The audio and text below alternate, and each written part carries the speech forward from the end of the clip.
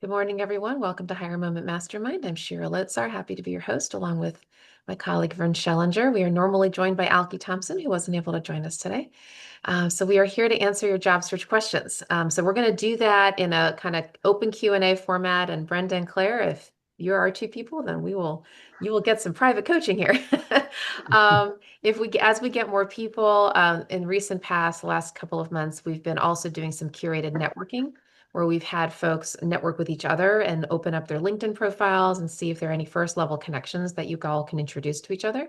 So depending upon how many people we get today, we'll see if that, if that makes sense. So for the moment, Brenda, Claire, would you like to open up with a job search question? It could be on anything. We are happy to help address it. And just so you know, background wise, I'm a career coach and a recruiter. Vern is a former HR executive and a career coach. And so we kind of have that lens. And both of us are really, really into networking. And so we love to teach people about networking. We have lots of lenses around all of that. So what can we help you ladies with? Brenda, do you want to go ahead? Sure. So, like I had said before, my last contract it got cut due to government funding reductions.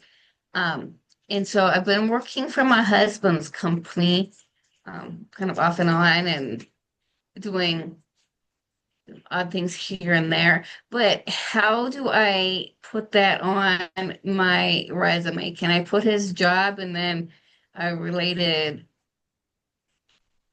things, or what's the best way to address that? Or is All it just put depends. best put like self-service or Well, self-employed? actually, it 100% depends on what you are doing for your husband's company and what does your husband's company do. And the reason I say that is because when an employer looks at your background, whether it's your resume, your LinkedIn profile, um, they're kind of looking at two things. I like to call it lane and community. So your lane is what you do, your community is who you do it for. So your lane you used to be, program management and right project management, and you have done it for you did it for a Fortune 100 company, right? Mhm. You haven't done it for a government contractor yet, correct? Just Correct. okay. So you did it for Fortune 100 company. And so when an employer, so put aside your husband's situation right now, but looking at what you've done just to date, when an employer looks at your background, that's what they're going to look at. What did she do? Who did she do it for? Okay. So likewise, when you look at your husband's company, you want to look at the same thing. What does his firm do? And what do you do for his firm? And if the title that you kind of have for yourself there is it all related, like project manager or something of that nature, then I would say absolutely to put it down. And if it's type of company that he's in has would be appealing to the kind of employer that you're looking for, all the more reason to put it down. Now, if neither of those things are true, if they're not going to be appealing, I'm not saying don't put it, but you're not going to make a big deal of it. So, for example, either way, you can simply say, like, for example, what would your title be right now if you were to have a title? Director of strategic projects. Okay, fine, very good. So, Yeah. Director of Strategic Projects, and what does his company do? He is a financial advisor. Okay. And I had some of the Fortune 100 corporations that I work for were in the financial sector. Aha. All right. So you have a financial community lens. So I would recommend you do it. And then in LinkedIn and even on your resume, you can just put in parentheses. You can put part-time or you could put contract, just to let people know that it's not a full-time position, but it's something you're kind of doing in the meantime. That's what people will understand. Meaning they're gonna they're not gonna wonder as much why are you if you didn't put that down, if you just made if it was assumed that you were full time, they might wonder why you're looking to leave so quickly. But, But if you put down part time or contract, it'll be assumed that this is stopgap work for you, and that's fine. I wouldn't make a big deal of it. Okay. Like just a little description, very little description as to what you're doing, and it'll kind of show that you're in transition, right? But that you're just sort of biding your time a little bit. yeah, yeah. Thank you. Here again, I'm not. I was in DC in the Metro DC area for a long time, but I haven't been there for quite a while. Shira, are there any type of associations or meetups around project management that you're aware of? Well, PMI for sure. So the Project Management Institute, Brenda, are you PMP certified? It's like Brenda's frozen. Okay. Yeah. Sorry, I'm having audio issues. Just a Oh, moment. okay, but you can hear us?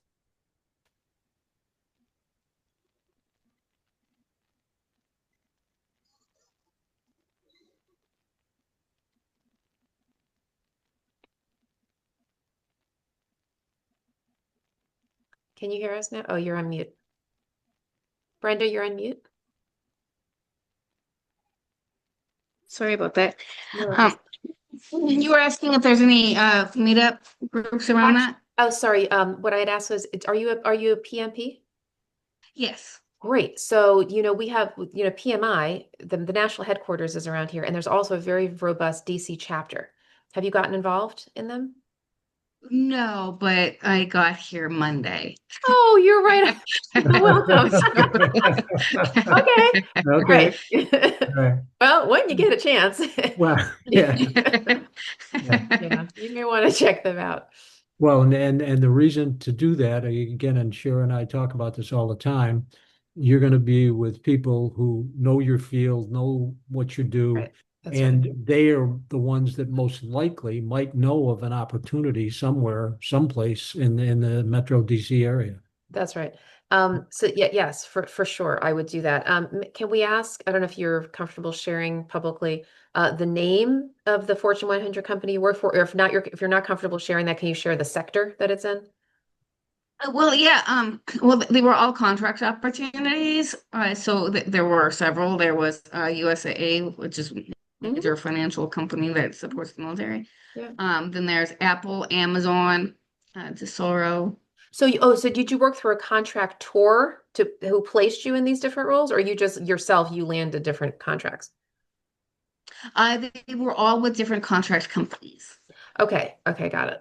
Well, that's great. I mean, the fact that you have those names Yeah. that you can stand on in this, I will tell you in this area that means something because we don't have a whole lot of headquartered companies and a lot of fortune companies around here. And so people tend to look favorably when you have those kinds of brand names. I would absolutely make sure that your resume mentions that. So you can say the name of the contractor company, or you can even just say Apple or, you know, USAA, and then in parens, say, contract role, that kind of thing. So people know you worked through a contractor, but that was the company you worked for.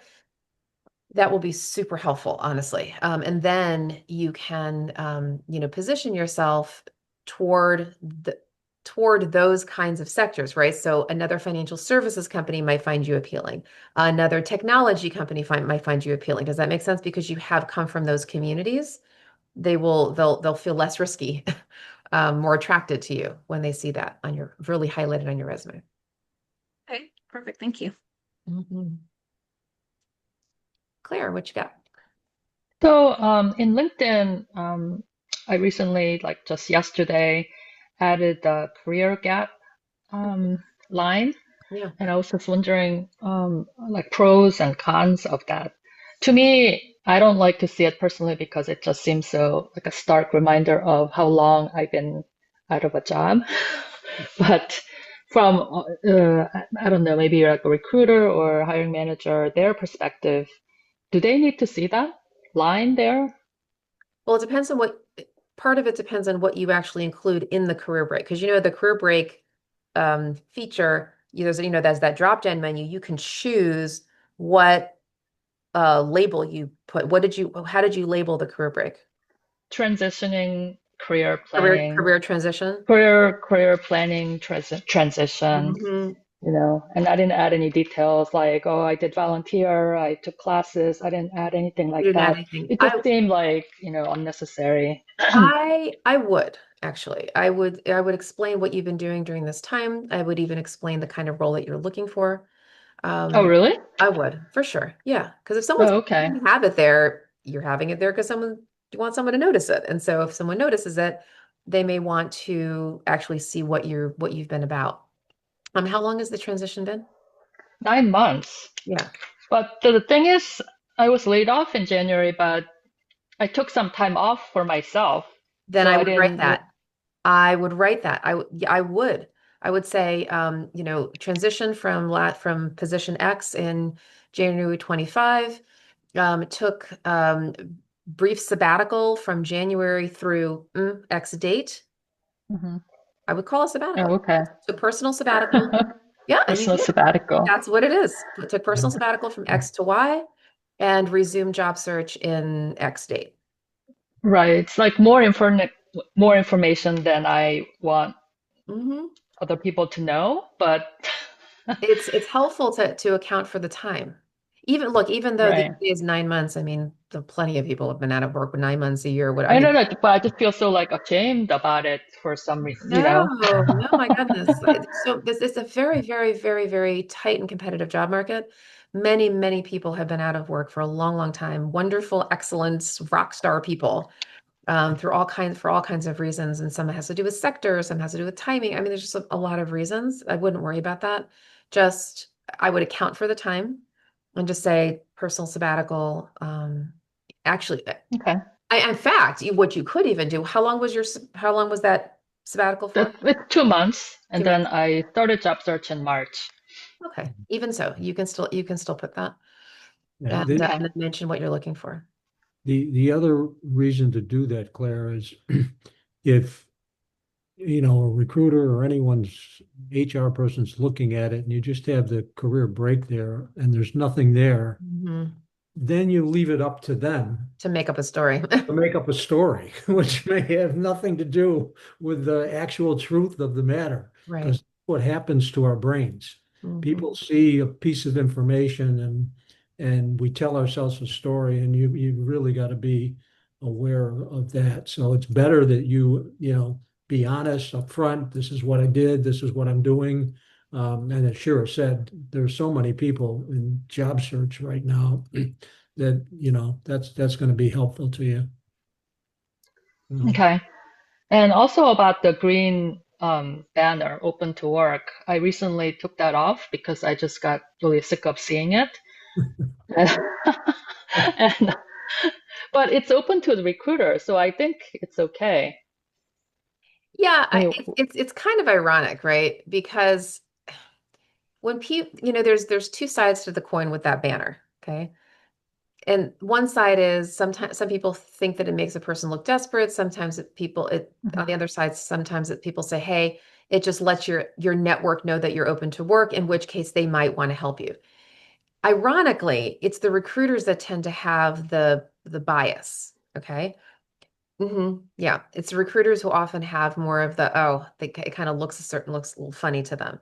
Because as far as the recruiter is concerned, let me say this officially, um, because I actually am one. Recruiters do not care whether or not you are officially looking for a job. Let me be very, very clear about oh, okay, yeah, very clear because about that. yeah, If you are okay. gainfully employed, you are very attractive to an employer, to a recruiter. Recruiters assume that when the right opportunity comes along, most people are open to considering it. They do not need to know Oh, you're open to work in order to consider you. Mm-mm. So for that purpose, I don't recommend it. Now, ironically, it's the other way around. It's for your network that if you were going to consider it, it would be for them. Now, it may or may not be necessary anymore. I would suggest that in the beginning of a job search, it can be particularly helpful because you're alerting your network. Hey, network, I'm hmm, open, I'm looking. And a lot of times a network will jump on it. Oh, Claire, wait, you're looking? Okay, how can I help you? Ba-da-da-da. People have absolutely gotten jobs because their network comes rallying around them once the banner goes up. I've hmm. absolutely heard of stories around that. So it's really the flip of what you're thinking. It's not the recruiter, it's your network who needs to know. Now, do you need to keep it up there? That's completely up to you. It's been a while, but it just, to me, it's more a matter of, does your network really know? Have you really reached out to them in this last period of time? Does your basically see your whole LinkedIn network, but you know what I mean? Do the right people know in your network that you're looking? And if so, then I don't think you need to keep it on, but just know we're recording this call. That's why I'm kind of saying this publicly especially for someone who's newer in their search, that can be very, very helpful to let your network know to rally. Yeah. Okay, so last question about networking. I've been asked to compile a list of companies that I'm interested in, and so how do I reach out to, let's say I find the people that looks interesting in those companies.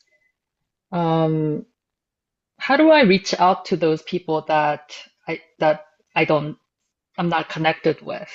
Like, I Well, mean, I first, could use a template, but it just seems well, like, so it's I'm going to back up the question. Actually, I'm going to address it in a different way. Long before you think about how to reach out, you need to think about who is worth reaching out to. Here's what I mean by that. Remember I mentioned lane and community? yes. You are Hmm. one side of the equation, of the hiring equation. They are the other side of the hiring equation. They need to be attracted to you. Let me just say that very firmly. They need to be Oh, yeah, attracted that's to you. true. It's not just about you being attracted to them. You know, a person who's, I'm going to be silly when I say this. If a social worker decides that they want to go work for NASA and has a passion for astronomy, does not necessarily mean Hmm. NASA's going to want to hire them, right? Right. Completely different worlds, right? So likewise, you need to be really, really thoughtful about the kinds of companies that you are proactively reaching out to. You got to think to yourself, would this company be attracted to me? If so, why? If not, why not? You have to look at yourself objectively on a piece of paper. They don't know you yet. All they see is a two-dimensional piece of paper. On paper, do I look attractive? Do I come from the right lane? Do I come from the right community? So the community first, the industry, mission, the sector, look and see. So for example, take Brenda, right? Brenda, if you were to go reach out proactively to another financial services company or a tech company, hey, there might be some attraction there because of what we know. Same thing with you, Claire. Think about like what are your sectors that you've mostly spent time in? Hospitality, Hmm. you know, Marriott has been like a large part of my life. And then human resources and technology. Guess those are So in sector. terms of the sectors, hospitality sector, when you say HR, we think of HR as a lane. A lane is like means something you do. Are you talking about an HR consulting firm? What kind of sectors? The sector is hospitality. So across the board hospitality. So the hospitality that your resume looks like a hospitality resume, is that right? For the last 20 years, yes. That's a long And I time. don't include things that are from like 1990s, No, no, right? no, no. So, No, no. You don't need Your to. last 10 years or so is 10, 15 is kind yeah, of yeah, okay. yeah. So your lanes, it sounds like have been HR and And technology. technology. Okay. Hmm. So clearly, if you're open to staying in the hospitality sector, they're going to the ones who are going to find you most attractive. Therefore, when you look at opportunities, are you here in the DC area? Yes. All right, so as you know, we have Hilton, we have Marriott. Well, you've already been to Marriott. Hmm. But, we have Hilton, we've got what is it not Starwood? Choice Choice. Hotels, all that. So we have some presence here. Hmm. And even the companies that don't have a local headquarters, but we have plenty of hotels, right? So my recommendation is do a look-see, really figure out all the hotels, the chains, the headquarters, not headquarters, whatever. And then I would go to LinkedIn.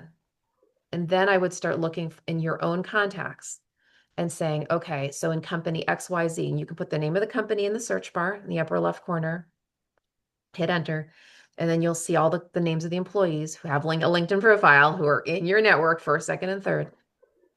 And then you start to get very specific. Well, it's not just Hilton, okay, but who within Hilton? Is it the finance department, right? Whatever department, right? Is it the IT department? And then who specifically in there might want to know about you? So you have to be super, super targeted. I call it, fishing in fish ponds. What's your fish pond? Who are the fish that you're trying to go after? Because you're going to be tasty bait for them for certain kinds of fish, right? In other words, if you go after I don't know, the catering department, right? They're not going to be as attracted to you as the finance department or the HR department. Does that make sense? So you have to think about who within those companies might be most attracted to you. Then and only then, now you Hmm. have to think about, okay, messaging. So what you Okay. basically, okay, so now what you do is, all right, so you may not go directly to the CFO, okay, but if it's a finance role, but whoever you believe would be kind of the supervisor, and if in a large company, that could be multiple people.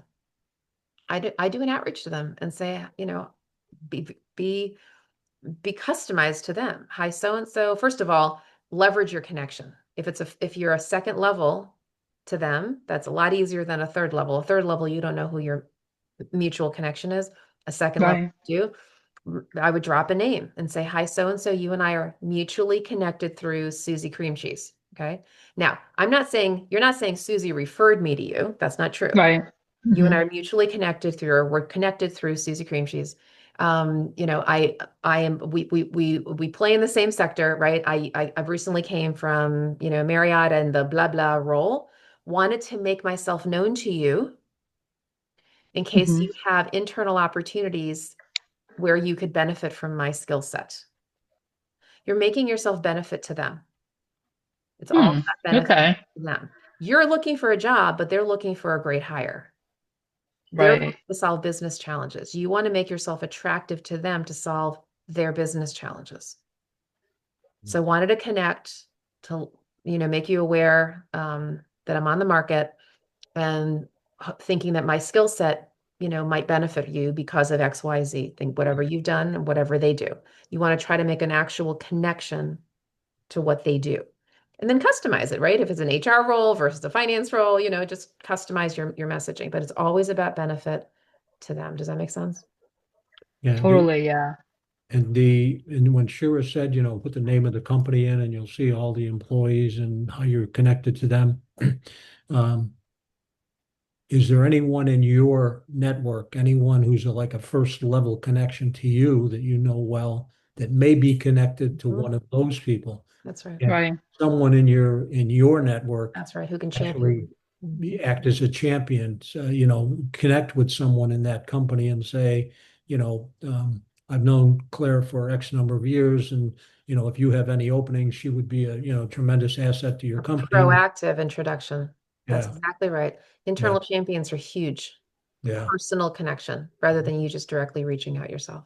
Shira always says, have your resume show up before you do. Have your reputation, have the relationship show up before your Yeah, resume. Yeah. yeah, Yeah. Yeah. You show up before your resume, your reputation, your relationship. That's really what paves the way because yeah. people do business with people they know, like, and trust, Yeah. right? They don't hire a resume, they hire a person. And in HR, if you've done any HR and you've done any recruiting, especially in today's world, there's 100 resumes, 500 resumes, 1,000 resumes. The likelihood you're going to get picked out of that group just randomly is pretty slim. So if someone's, is getting to the HR person or getting to a hiring manager and saying, you really ought to want to talk to Claire, then that's just such a huge advantage to actually getting closer to the possibility of getting an interview. That's true. Which also leads to the whole thing, which you neither of you have asked about yet, but the whole applying to job boards. So we are we're always talking about that, how crowded the job boards are. When you apply to something, like Vern said, 500, 1,000 resumes. It is just ridiculous. And these days there's a whole other challenge. Apparently there are AI bots that are creating fake resumes. Okay. So that's also clogging the system. So the job boards are really challenging. With that said, and Vern, this is the first time I'm going to say this publicly because my friend Julie Nielsen, I don't know if you know her, she recently told me about this. Julie is another, she's actually in the comp world, but anyway, she's a volunteer coach. And she said there's been an interesting technique that she's been finding that's been working for people, and that is to use what's called the Google Job Aggregator. And what you do, I'm going to go pull up Google and do this with you all. So let me give you the concept before I do it. All right. So here's the idea. So normally, if you're going to look for a job, right, you go to LinkedIn's job board or Indeed or whatever, right? Some platform. Well, the reality is that there are actually a ton of job boards out there that are not Indeed, that are not LinkedIn. They're just random job boards. Well, apparently you can go to Google here, and I'm about to do this, and if you do a search in the regular Google search bar. And you put in, I'm gonna make this, I'm gonna say director of marketing jobs near Washington, D.C. This is supposed to work. Why didn't it work? Hold on. Oh, this is she told me how to do this, and now it's not working. Where is it? Let me just see here.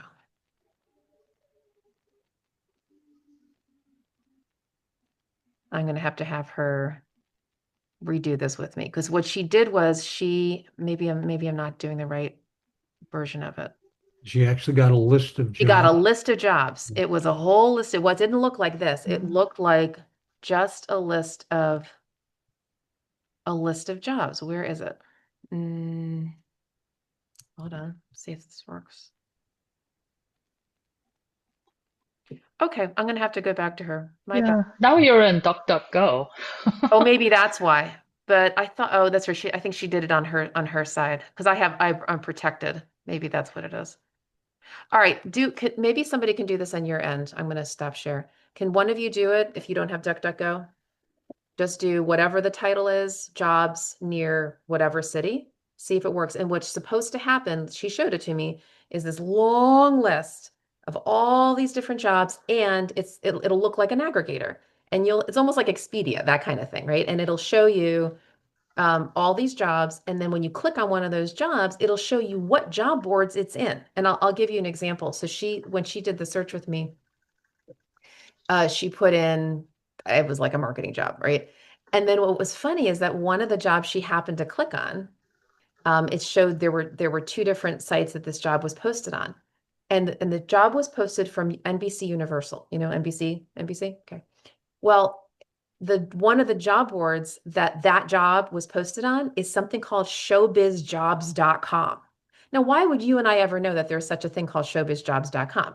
We wouldn't, unless maybe we live in LA. Okay. But the point is that they had posted it there for obvious reasons, but it only came up in a Google search. It wouldn't have come up in a LinkedIn search. Oh, really? That makes Oh, sense? yeah. I think That's I why found it. did you find it? Can you share your screen? Yeah, I think so. Let's share my screen. Just go to the share button. It's a green button at the bottom of the. It's too obvious that I didn't. Let's see, share. Let's see. I'm sharing right now. So I put in Director of Public Relations That's the near one. Washington, You got it. D.C. That's what And it's supposed to then look like. I clicked on job, like this tab here, Okay, good. and then And here this it looks is. like, That's what it yeah. is. So click on any one of those, just anything. It doesn't matter. And now when it opens on the right, hmm see? Okay, now that particular, see, apply on Indeed, apply on PH Jobs, apply on, see, it's in all those different job boards. hmm So what Yeah, this is definitely good. I've never done this before, Yeah. so. So Julie has found, because she volunteers for another job search ministry called the Career Network Ministry, or well, something similar. Anyway, and she's finding that people are having really great success because now their search is way expanded. So instead of just getting clogged in LinkedIn or Indeed, now it's less competition because they're in lesser known job boards. Okay. So that's something I want to start recommending to folks. Yeah. So wait, but that's if you're going to go at all with the job boards. And what her thinking is just not to spend all your time there. But if you're starting your search, or let's say you're restarting your search, go do it one time, not once, but like one time, sit down for a period of time, sit yourself down for a couple hours and just go through the whole thing. And then there's a way, if you, Claire, I don't know if you can share your screen again. Apparently there's a filtering tool around how many days the thing has been posted. And then you can start getting alerts for things that have been posted recently. So if you do it one time, then you can after that, you don't have to go through, let's see, it says date posted. Ah. And now go scroll. Okay, go, she says keep it on last. She says last month, And she instructed me on something. Last month does not mean a month old. Last month means within the last month. Means within the last month. So if you just keep it to there, Sure. Yeah. you'll just keep on getting, 18 days ago. you Yeah. keep on 15 days seeing ago. right. That's right. That's right. And then do it once, just get it done. And then you can then see whatever comes to the top. Now you can then start looking, oh, within a day, within 2 days, right? And that's the other thing, apply fast. These job boards get clogged super fast. So if something's a day old, great. 2 days old, okay, fine. Beyond that, you can apply, but after it's like 2, 3, 4, 5 a week old, typically it's just way too clogged. So go ahead and apply, but then keep track of things like every day, maybe every morning you check it out, and then Hmm. see if there's anything fresh. Okay, so this is an expansive search as one egg in your basket. Now, we do not recommend you spend all your time on the job boards because of the clogging. Okay, we definitely Hmm. recommend that you spend much more of your time on the networking, but this is something to help.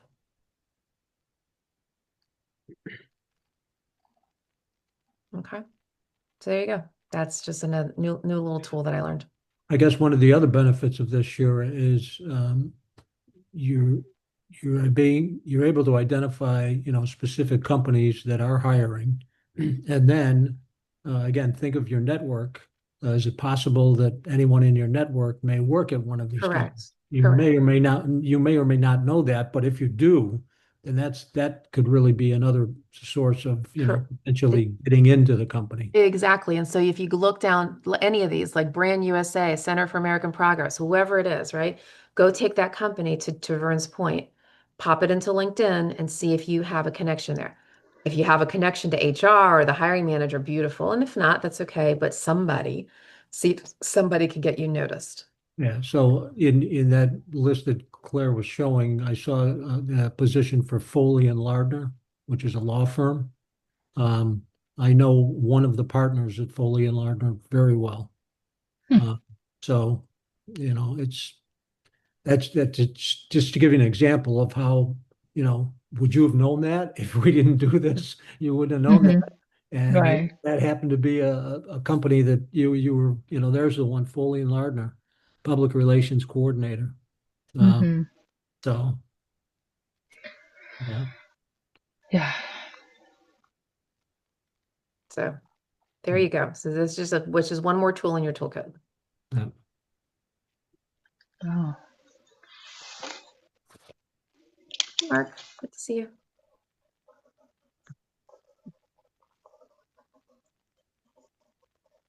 All right. So, other questions? Hopefully, this has been helpful so far. Anything else we can address for you, Mark? Anything on your plate, or Brenda? Brenda, you want to share something else? I was gonna say this has been incredibly helpful, and I appreciate you showing us that tool. What are in today's job market, as competitive as it is, what would be your top three priorities for searching Network, for? network, network. Okay. In that order. It's true. It's Yeah. really true. And it's both intentional networking as well as I'll call it extemporaneous networking. Mhm. Intentional networking is finding people in your lane and community who are as close to your lane and as close to your community as possible, because they are the people who are more likely to hear about positions that are not right for them but could be right for you. Because we recruiters, that's the way we recruit. If I'm recruiting for a director of marketing for, an environmental nonprofit, I'm going to go to LinkedIn and I'm going to look for directors of marketing and environmental nonprofits, and I'm going to assume birds of a feather. I'm going to assume that that person or that list of people that come up, they're hanging out with similar kinds of people. Is it's true. We have affinity relationships. That's why we have associations. Why we have meetup groups. That way, we have people we connect with. That's why you have PMI, right, Brenda? Right? Project managers hanging out together. So we assume that. So we reach out and we're like, hey, I got this job. Who do you know that might be interested? And Brenda's like, oh, it's not right for me, but it's right for my friend Bob, right? Mhm. Okay. So that's one thing is the whole, finding people in your lane and community. And that's the intentional networking. But then there's the extemporaneous, and actually Vern has a whole formula around this. He has the 6 A's, and one of them is called accidents, like the people you meet, the random in the grocery store, on the airplane.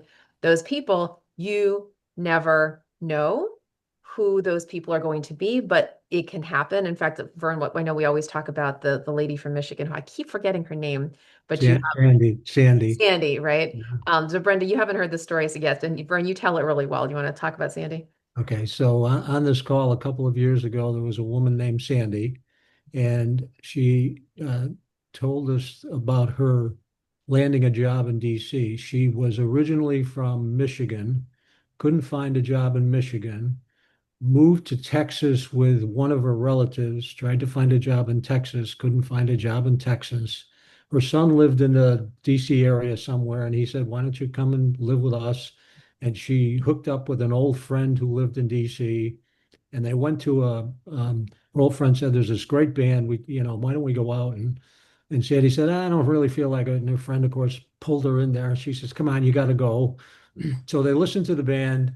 Um, Her friend actually started not to feel well, and she said, "I'm going to leave and go home. I'm not feeling well." And so Sandy stayed there for a while, and she really enjoyed the band. And she, then got up and decided to leave. She walked outside and she said, "I really should thank the band." And this is a networking, this is a simple, what we call networking, teaching and giving. So Sandy was going to give the band a thank you. That's all it was, simple. And so she went in, she said, "Thank you. You guys made my night. I'm kind of, energized," and so forth and so on. And so one of the guys in the band said, "Well, where are you from?" And she goes, "Well, I was in Michigan. I went to Texas, and now I'm still looking for a job." "What kind of work do you do?" She says, "Well, I'm in finance and accounting." "Do you know QuickBooks?" She said, "Yeah, I know QuickBooks upside and down." He said, "Here's my card. Call me on Monday." And she got the job. Wow, nice. Now that's like one in a billion But you probably, never know. but you never know. The other thing to that we haven't talked about in terms of networking, so that's just another reason why Sheila said networking, networking, networking. We've just been looking at job boards. These are jobs that are posted and anybody could apply to. There is a hidden job market. There are jobs that are Many, never posted anywhere. many, many, many, many. Most, actually. Yeah. And so the only way you find out about these jobs is either through your network or some, as Shira said, some spontaneous. You're talking to someone, you have this conversation like Sandy did, and all of a sudden this job materializes. Um, the more people you talk to, and especially people who are close to you and know you well, um, if they know of a job, they're going to. I mean, I've had people in my network reach out to me. I wasn't even looking for a job, and they said, "There's this role here, and I think you'd be a great fit for it." Those things can happen. That's why it's so important to build your relationships and make that a priority, not only when you're looking for a job, but just in your life in general. Yeah.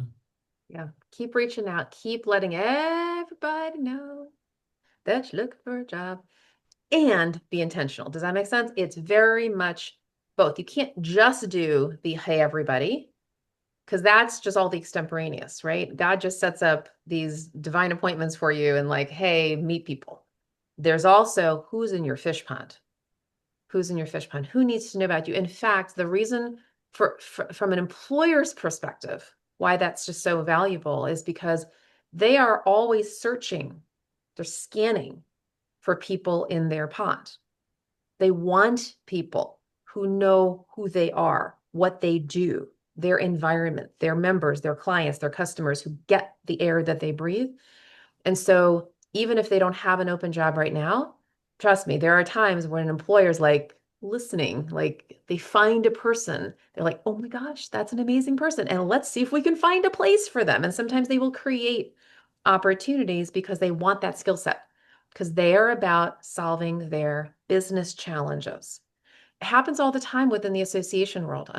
Vern and I both play in that community. And Brenda, welcome. I know you've only been here less than a week, but here in the DC area, we have the National Association of Everything.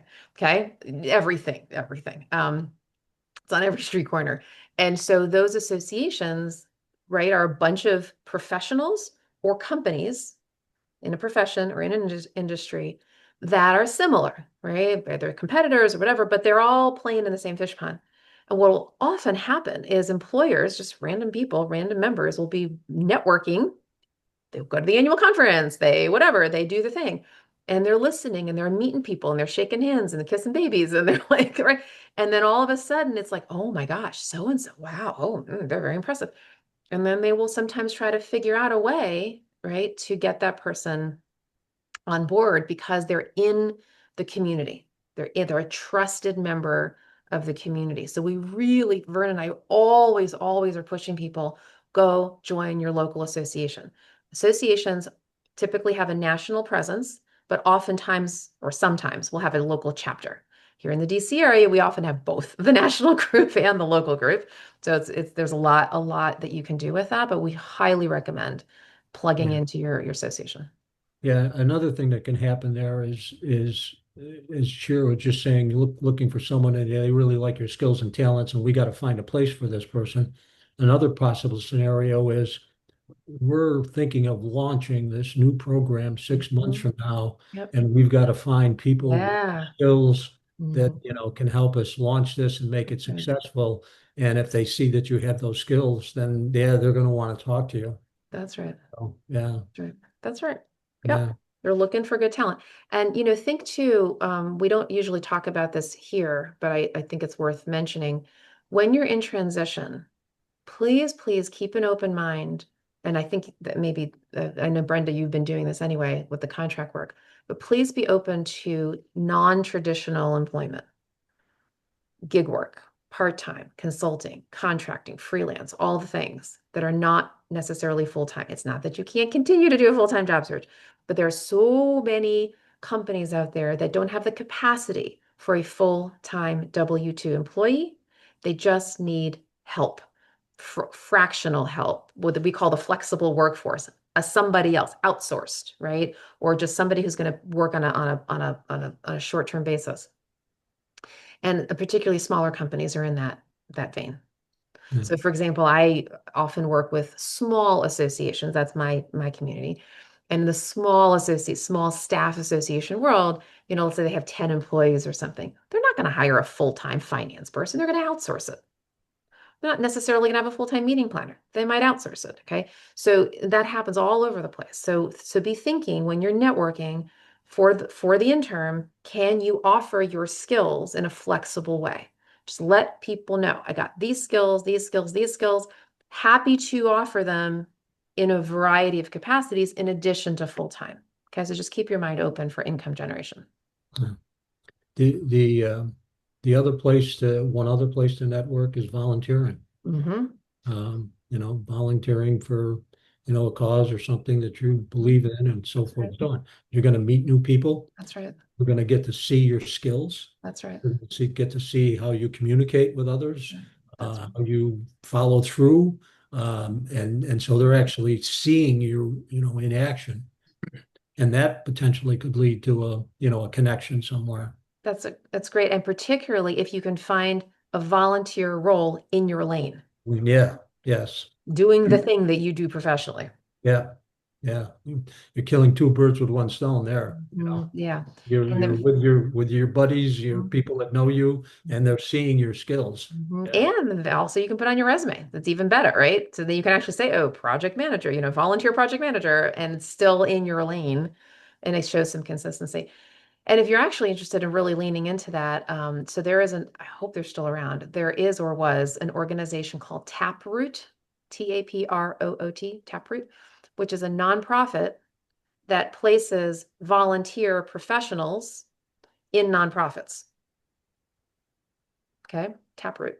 They take seasoned professionals to say, hey, there's a nonprofit here, can't afford you.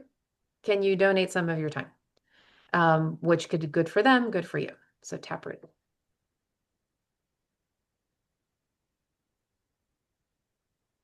Mark, it's on your mind. Any questions? No, just I always hear good things here, and so I don't have any specific questions, but I've already learned a couple of new Good, things. good, Which I thank you. good. Yeah. Happy to help.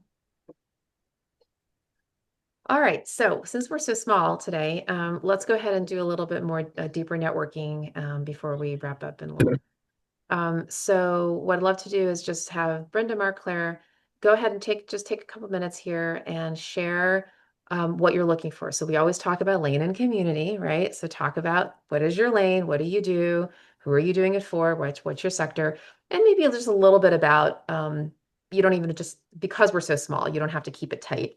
You can just say, you know, a little bit of a story. And then to also talk about the kinds of companies or organizations that you're really interested in. You can even name, if you're comfortable on this public setting, name names. Just like Vern said, he knows the partner at this blah, blah law firm. Okay. Well, you might be interested in company X, Y, or Z, and somebody on this call might actually have a connection. In fact, what I would like you to do is, as the person is talking, open up your own LinkedIn. So Brenda, when Brenda's talking, Mark and Claire, if you could open up your LinkedIn, and then as she's talking, we can all think about, well, how do Mark and Claire look at your own LinkedIn contact, your first levels, to see who you might know that could be helpful to Brenda and so forth. Okay. So Brenda's look just to hear more about your story, go back because I know when you started talking to me and Vern, it was before we started recording the call. So if you could just tell your story again. Mark and Claire, listen for that. I will prompt you both, Mark and Claire, to say, hey, Okay. you're doing a search for X and Y, and then we can see who you can help Brenda meet. Okay, Brenda, you want to tell us your story again, like what you're looking for? Sure. So just to give you a little bit of background, I spent 20 years in the military. Retired about a decade ago. I spent the last decade working in Fortune 100 corporations as a business project manager. Recently, as of just this past week, I relocated here to the Metro DC area. I'm looking for business project management positions within the small to medium large companies. Um, one of the things that I'm working on during this transition is actually my doctoral degree, where I am focused on how AI can be used to help entrepreneurs scale their business. So it would be a plus if I could find a company that was kind of researching that area That's and how they interesting, can Brenda, because take as it. you said that last piece, it makes me think that you could maybe do some consulting work with small businesses to help them do that. Is that something that's an aspirational for you? It's crossed my mind. It, as you lean into that, if you really get into it, you may want to also network within the small business community. So there are all kinds of business networking groups, little baby ones, all over time. I mean, gosh, there's so many here in the DMV, it'll blow your mind. You could be networking every day and 5 times on Tuesday to with all the different groups. But there are these little business networking groups that get together 7:30 on a Tuesday morning, right? And they will share with each other, who the businesses are and the ideas for them to get leads. Well, if you do lean into what you just talked about with the AI work, you could plug into those groups and say, hey, this is what I offer people like you. So they literally could be your clients. Okay. So just be thinking about that. So thank you for sharing that piece of it. But other than Absolutely. that, so you would be so when you say a business project manager, when we think in the DC area project management, oftentimes we're talking about the technology world and agile and such, and kind of getting a technology product out to market. Is there some specific type of business project management skills that you have honed? Is there kind of a way that your PM has shown up in certain settings? Well, I am very familiar with both agile and waterfall methodologies. Um, where I've seen it differentiated, especially like, Texas, where I'm coming from, is that business project managers more focused on like the business and making sure that the business needs are met, whereas the IT project managers were more technical, hands-on, very knowledgeable about the specific IT. Yeah, got it. Yeah, that's what I figured there must have been a difference. Okay. A certain kind of sectors, like you mentioned USA, that you've contracted with USAA, Yeah, Apple. finance, defense, nonprofit organizations. Okay. So Mark and Claire, I would look in your LinkedIn, first of all, just project manager. I would type that in. You might also want to put business project manager to see if there's anybody that has that title. And just start with that and just click on the first button, which is in your connections, to see if you have anybody that could be for Brenda. And right now, I don't think you'd have to be too focused on the sector. I think it's generic is probably fine right now. So if there's anybody that you know of that you think could be a good connection, you can just maybe DM Brenda, just private chatter. Mhm. And then you guys can have an offline conversation. You just make sure that you put your emails in the chat.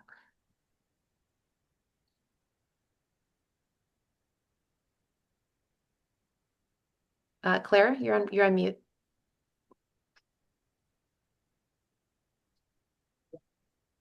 In LinkedIn, when you do a search, how do you make the terms stick together? What do Like you mean?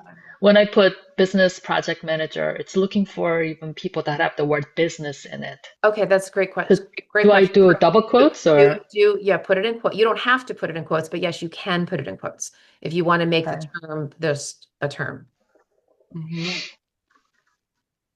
It's been bothering me like crazy. Okay, so when I put it all together, only person that came up was Brenda. Oh, how So, funny. That's cute. That's well, cute. my network is not as large as I would like. It's not even 200. So, Yeah. but their project manager is it's so big, so vague. It So is. It is. But even so, look, you never know, right? So I would just put in project manager and see, or maybe just PMP even, because PMP assumes that the person probably isn't a project manager, and then see if you've got anyone like that.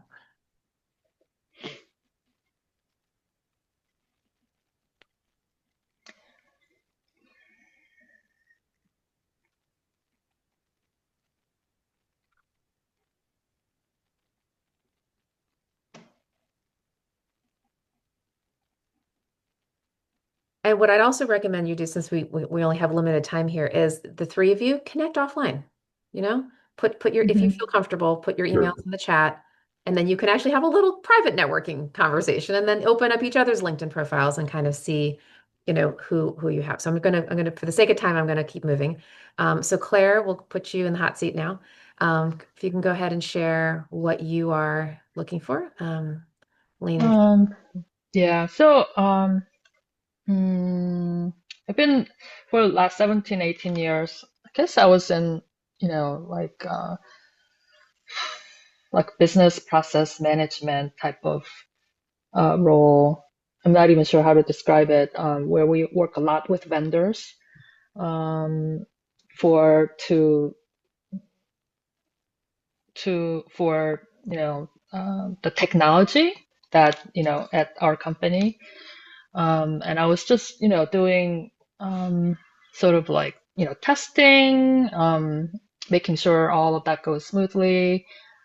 I was doing a little bit of customer service, making sure that users are using that they're being supported when they're using the applications. Um, Not really a technical person, not really an HR person, but sort of like somewhere in the corporate world. Is Um, there a lane there? Is there a title that people would understand that would be transferable? Because maybe that's part of your opportunity here is to find that kind of branding anyway for your own self, for your own job search, so that people I, know uh, to help you.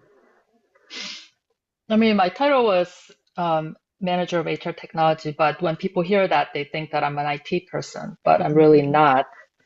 I'm sort of like the person that makes things happen between the customers and the technology,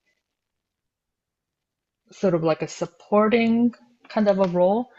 So So do you feel you fit more in the HR world than the technology world? right in between. Right in between. So, Yeah, but so it sounds like enabler, I guess. Okay, so it sounds like HR ops people would understand you more than tech people. Is that right? Right. Like, Or like HR service delivery or HR delivery or any of those yeah. So in things. a Yep. large company, right? It would have to be a large company. Um, so I think so. people who work with the HRIS systems, things like that. Right. HRIS. Yeah. Mhm. All right. But only Oracle. I mean, I try to get experience in Workday, but that's been proving to be very difficult. So very comfortable with systems, HR systems, I should say. Comfortable with, I'm sure I'm certified. Comfortable with the HR field. It's not like I haven't done the HR work, but it's a broad knowledge of it. Um, Well, look, it's a niche skill that you have in the HR technology space. Okay, which means that yeah, it's sort of, yeah. I don't really like having a niche skill like that because it makes it harder while it's you're in your on the searching. other hand, it's interesting. It makes it harder. On the other hand, it makes you more attractive to employers who want that niche skill. Does that make sense? You're the unicorn for if you're open to staying in that field, you're the unicorn for a lot of those employers who want a specialist.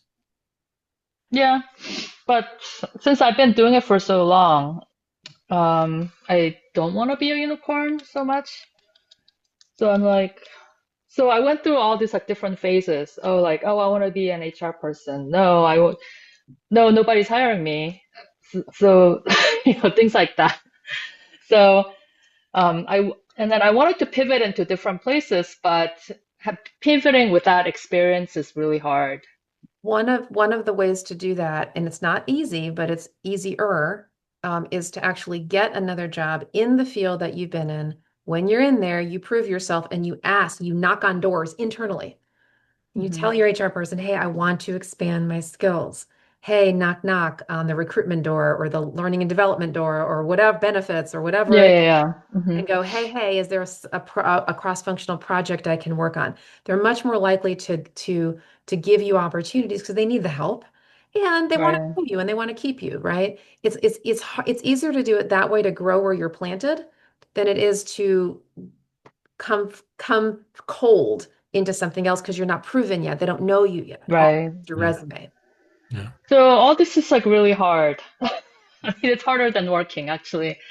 So I've been applying to like this like entry level HR help desk type of roles, which and I've had two interviews in the last 2 weeks, but it takes my wages back to like 2006 level. Mm. So that was a very hard thing to accept. But it's to get in, those are two big companies, and one of them is like a government type of deal, but it's to get foot in the door and then start knocking doors like, hey, I have this experience. Can I get more experience here? Things like that. So that's where I am right now. Hear you. So Brenda and Mark, if you, to whatever extent you're connected to the HR community, okay, you can just put in human resources just to start with. And then you might even want to put human resources technology, HRIS, that's human resource information system. But for you, the two of you, since you're not in the HR world, it's less likely you're going to know somebody who has those niche skills. It might just be an HR person, right?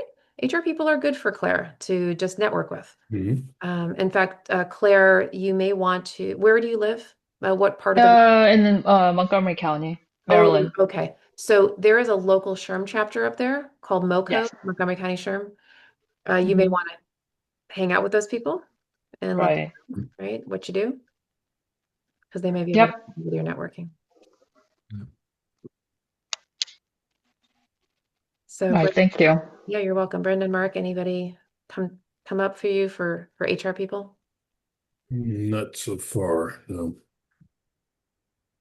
Oh, um, I don't know most of my first level connections really well. But yeah, if I put in just human resources, I get 25 pages page as a result. So it'll be a matter of narrowing it down Well, so from that. so the two of you may want to do an offline, right? And see where you can. In fact, you guys are like first cousins a little bit. You have some connection points, I think, in what you do for a living. That may, I think you might have more cross connections than you think. So it might be worth it to have a coffee. Well, a lot of my project management experience was in HR. So Yeah, well, there you go. So cool. All right. So Mark, Yes. your lane and community. Okay. I'm an attorney, and my community has been financial institutions, banks. Hmm. And so I'm looking for a position either as a uh, director on the board or as a regulatory counsel or as a regulatory compliance person. Oh, you know what, Mark, just occurred to me. Just the other day, I started to coach somebody who's at the CFPB, Hmm. plays in that world. If you send me a private note, I'm not going to say his name publicly, I can make an introduction. Okay, I will do that. Thank you. Cool. Brenda and Claire, if you want to, because Mark has the lane and community thing going on, right? So if you want to put in your LinkedIn, well, first of all, attorney anyway, you can just try that out, or attorney banking or attorney finance. That's pretty niche, probably for both of you, but you never know. I'll try that. And then the other search could be just banking or finance, just generically.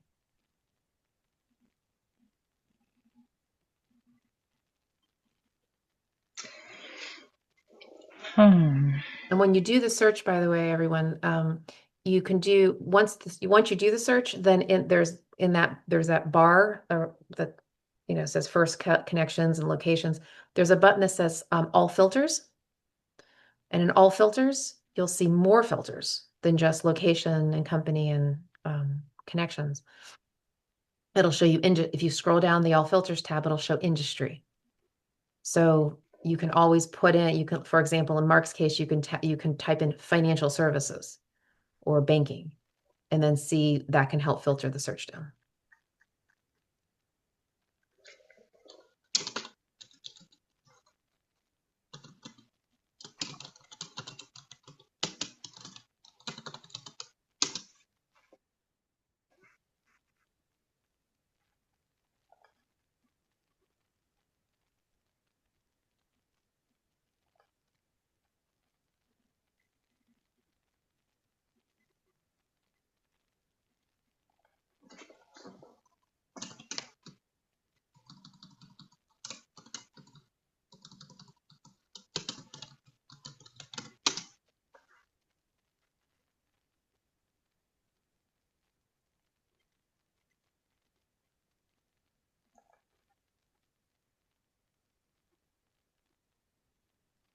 Anybody come up?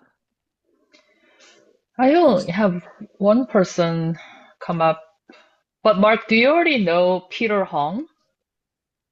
Oh, Peter just landed. Did you know that? Yeah, he Uh-uh. just landed. He just got, Oh, yeah, Peter's been on our call for a long time. Yep, Yeah. he just landed as the speechwriter for the Assistant Secretary of the Department of the VA. In fact, I Good. watched his swearing in ceremony online the Oh, what? other day. Yeah, he just got the job. Yeah, wonderful. yeah.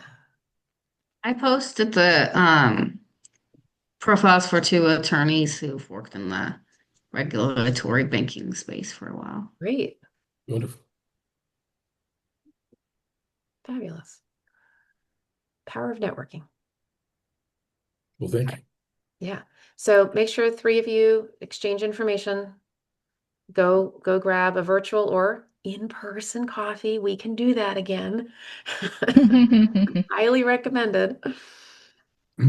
Um, and see if you can explore those relationships. Yeah. I've got my contact information in the chat.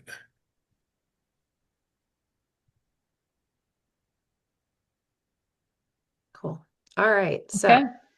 with that, we're going to formally end the call.